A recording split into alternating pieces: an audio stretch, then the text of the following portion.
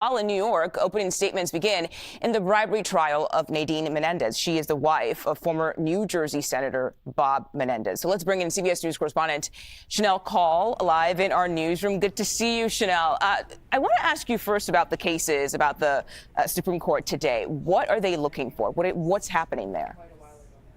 Well, Muga, good to see you this morning. Let's start with what's happening in Louisiana. This is a case about race and redistricting. And at issue here is whether or not to leave the state's congressional map in place. Now, that map, we should mention, includes 2 majority black districts and was also used in the 2024 elections.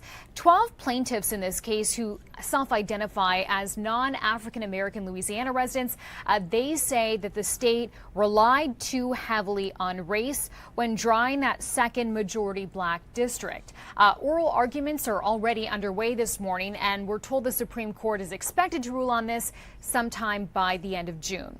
Now, the second case that we're tracking today is asking the Supreme Court, Mugo, to decide whether the 30-day deadline to appeal an immigration removal order is jurisdictional. The government is arguing that that deadline is, so the outcome of this case will essentially determine whether immigration cases that are filed after that 30-day deadline can be heard by the courts.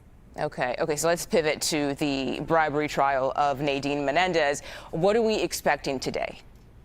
So jury selection, we know, has wrapped up, and opening statements are set to get underway today here in New York.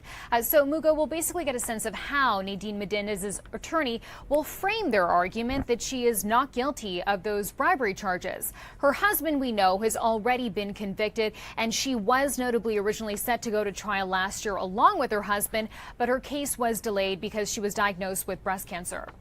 Okay, CBS News correspondent Shanelle Kaul, thanks for joining us on the stream.